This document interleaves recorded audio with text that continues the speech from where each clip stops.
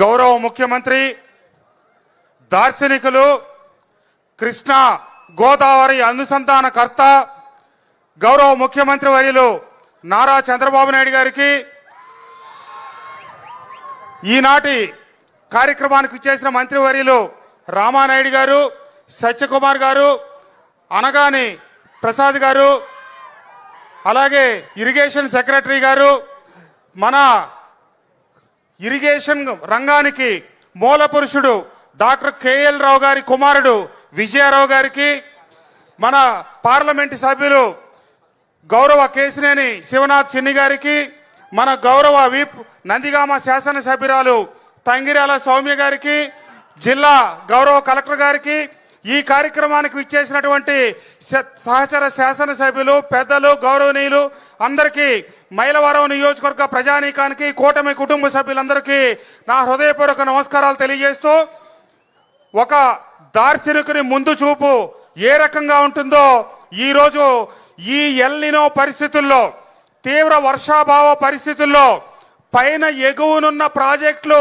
నిండి కింద నీళ్లు లేని పరిస్థితులు చూసాం. కానీ పైన ఎక్కడా నీళ్లు లేకుండా కేవలం కృష్ణా పరివాహక ప్రాంతాల్లో చిట్ట చివరిదైనటువంటి మన ప్రకాశం బ్యారేజ్కి మటుకు నీళ్లుండి ఈరోజు 12 లక్షల డెల్టాకి నీరు ఇవ్వగలుగుతా ఉన్నామంటే ఆ మహానుభావుడి ముందు చూపు.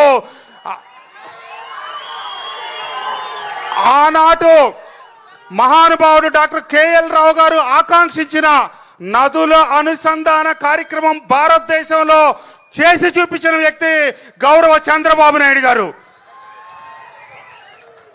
పట్టిసీమ అంటే కాదు ఒట్టి సీమ అని ప్రచారం చేసిన దుర్మార్గులకి అది ప్రారంభించిన 10 సంవత్సరాల తర్వాత ఆయన నాటిన మొక్క ఫలాలు ఈరోజు ఏమందుతున్నాయో మీరందరూ కళ్ళతో చూస్తా ఉన్నారు. అది విమర్శలు చేసిన కళ్ళుండి చూడలేని కబోదులకి ఈ రోజు జరుగుతున్న ఈ కార్యక్రమమే ఒక చక్కటి ఉదాహరణ. అంతేకాదు, విభజింపబడిన ఆంధ్రప్రదేశ్లో మనకు నిలవ నీడు లేకపోతే బస్సులో చెట్ల కింద నిలబడి పరిపాలన చేస్తూ 13 జిల్లాలకి మధ్యలో కృష్ణా గుంటూరు జిల్లాల నడిబొడ్డులో అమరావతిని ప్రారంభిస్తే ముందు జై అమరావతి, అధికారంలోకి వచ్చాక అంతకంటే బాగా కట్టి చూపిస్తానని, తర్వాత నై అమరావతి, ఆ తర్వాత 3 రాజధానుల ముచ్చట, మళ్ళీ ఓడిపోయి 11 రెడ్డి అయిన తర్వాత ఈ రోజున మావిగన్, మళ్ళీ తెల్లారి కూడా మారకుండానే విజయవాడ. ఇది ఒక దార్శనికుడికి మందబుద్ధి గలవాడికి మధ్య ఉన్న తేడా. కాబట్టి తప్పకుండా చంద్రబాబు నాయుడు గారు మొదలెట్టిన పట్టిసీమ ఏ రకంగా ఆంధ్రుల పాలిట కల్ప వృక్షమైందో, ఆంధ్రుల పాలిట రేపు అమరావతి రాజధాని కూడా భారతదేశ ప్రముఖ నగరాల సరసరి నిలబడి ఆయన ముందు చూపుకి ఈ ఆంధ్ర రాష్ట్ర ప్రజలకి చక్కటి పునాది అవుతుందని చెప్పి ఈ సందర్భంగా తెలియజేస్తూ, తప్పకుండా సార్ మీ ఆశీస్సులతో, మీ అండదండలతో, మీ ముందు చూపుతో ఈరోజు పట్టిసీమ డెల్టాకి కల్పవృక్షమైంది. అట్లాగే మీ ముందు చూపుతో మెట్ట ప్రాంతమైనటువంటి నందిగామ, నూజివీడు, తిరువూరు, మా మైలవరం నియోజకవర్గాలకి మీరు ఆ చింతలపూడి ఎత్తిపోతల పథకం పూర్తి చేస్తే మేము కూడా శాశ్వత కరువు బారి నుంచి బయటపడి ఏ రకమైనటువంటి ఇలాంటి పరిస్థితుల్లో ఎల్నినో ఏ రకమైన వర్షాభావ పరిస్థితులు వచ్చినా మైలవరం, నందిగామ, తిరువూరు ప్రాంతాలు సస్యశ్యామలం అవుతాయని ఈ సందర్భంగా కోరుకుంటూ, కొంతమంది ముందు తరానికి యువకులైతే కొంతమంది ముందు చూపులేని కబోదులు పట్టిసీమను కాదన్నారు, అమరావతిని కాదన్నారు.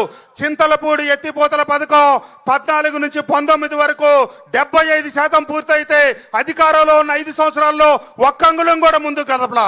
గౌరవ ముఖ్యమంత్రి గారి నాయకత్వంలో, ఆధ్వర్యంలో ఈ 29 లోపు ఈ పోలవరం పూర్తయిన తర్వాత చింతలపూడి కూడా పూర్తి చేయాలని చెప్పి ఆకాంక్షిస్తూ, మీరు మా నియోజకవర్గానికి వచ్చారు కాబట్టి మా ప్రాంతానికి అవసరమైన చిరు కోరికలు అడుగుతా ఉన్నాను సార్.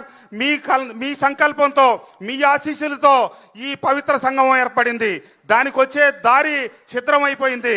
గడిచిన 5 సంవత్సరాల కాలంలో నేను శాసనసభ్యుడిగా ప్రభుత్వంలో పనిచేసి ఆ రోడ్డు కోసం ఎంత కృషి చేసినా రోడ్డు నిర్మించలేదు సార్. ఇక్కడ పవిత్ర హారతలు కూడా ఆపేసి దీన్ని పాడుపెట్టడం జరిగింది. కాబట్టి ఆ రోడ్డు నిర్మాణం ఒకటి. ఇబ్రహీంపట్నం, కొండపల్లి 1,00,000 జనాభా, 50,000 పైసలకు ఓటర్లతో కలిగి మౌలిక వసతులు లేక ఇబ్బంది పడతా ఉన్నాం సార్. అంతర్గత రహదారులు డ్రైన్లకి ఒక 50 కోట్ల రూపాయలు కేటాయించాలని మీకు 3 వినతి పత్రాలు ఇస్తా ఉన్నాను సార్. అవకాశం ఉన్నప్పుడు తప్పకుండా చేయాలని, మరీ ముఖ్యంగా చింతలపూడి ఎత్తిపోతల పథకం మీద మీ దృష్టి సారించాలని చెప్పి కోరుకుంటూ, ఈరోజు ఈ పవిత్రమైన కార్యక్రమానికి, ఈ పవిత్ర సంగమానికి, కృష్ణా గోదావరి కలయికలకి దశాబ్ద కాలం తర్వాత కూడా ఆ దార్శనికునికి ముందు చూపుకి నిదర్శనంగా జరుగుతున్న ఈ కార్యక్రమానికి వచ్చిన గౌరవ ముఖ్యమంత్రి గారికి ధన్యవాదాలు తెలియజేస్తూ, వేదికలకు ఇచ్చిన పెద్దలకి, ఈ కార్యక్రమంలో పాల్గొన్నటువంటి కూటమి కుటుంబ సభ్యులందరికీ ధన్యవాదాలు తెలియజేస్తూ సెలవు తీసుకుంటూ ఉన్నాను. జై హింద్. జై బాబు, జై బాబు, జై బాబు, జై అమరావతి, జై అమరావతి.